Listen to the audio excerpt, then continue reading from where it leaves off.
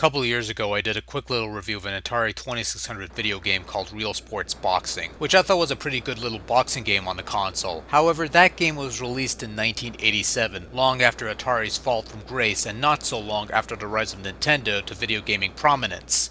Back when the video computer system was still a hot wood grain item, there was only one boxing title available to Atari game players at the time courtesy of third-party developer Activision, and that is the eloquently titled Boxing, released in 1980. The basic premise of boxing, if you don't already know, which is played mostly in an overhead perspective, that is certainly quite unique for that genre of video game. Basically, you have two boxers in a ring, one white guy and one black guy.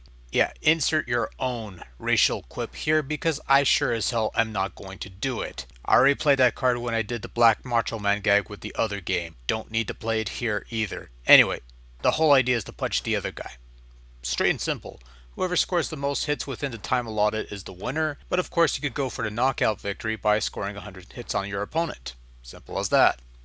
As simple, sound, and fun a concept it may be to have two pals beating the tar out of each other in the virtual boxing ring, control is somewhat more convoluted than one might expect. Basically, you press a button to punch and you can hold the button for a combination punch attack. Nothing wrong there, but there are times where the punch won't execute. I'll hold the button to try and get some attack in, but it just won't come out. Or the arm won't extend the whole way and it'll just retract back, it doesn't count as a punch. Hell, hit detection tends to have a day off at times when I do have my arm fully extended, which should technically be a punch ready to hit somebody, but still doesn't register a hit despite my fist colliding with the f***er's face.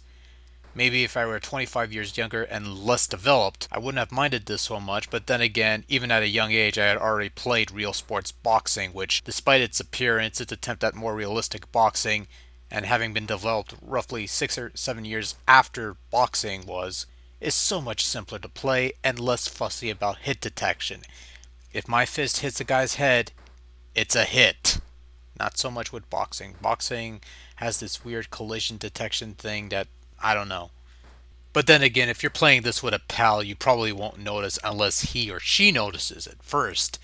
And then but ideally, two-player gameplay is where it's at when it comes to boxing, as the computer doesn't provide that much excitement or challenge for that matter. Yeah, you could set his speed so that he moves slower or faster with the toggle switches, and when he moves fast it does provide a bit more challenge, but other than that, you'll just switch for another human being to play with instead. It's just how I feel, at least.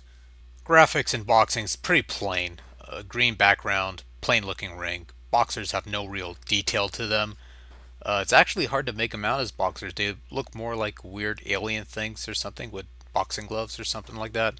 But yeah, even on a whole, even with the standards of the Atari 2600 as it was, looks plain, boring, not exciting. But to its credit, the punching animation is rather smooth, fluid, and doesn't look choppy at all. So that much looks alright. The sound quality in general also is alright. They try to reproduce punches and bell rings to the best of their ability. It sounds alright. It's the best they could have hoped for, actually.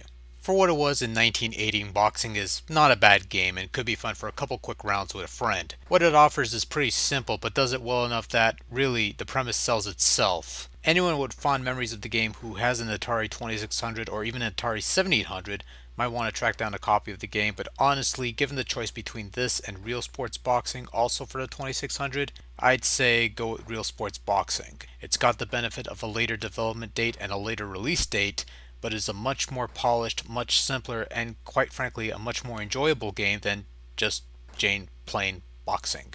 Boxing, on its own merits, is not a bad game, but compared to its later counterpart, is not quite that polished. But that's just me.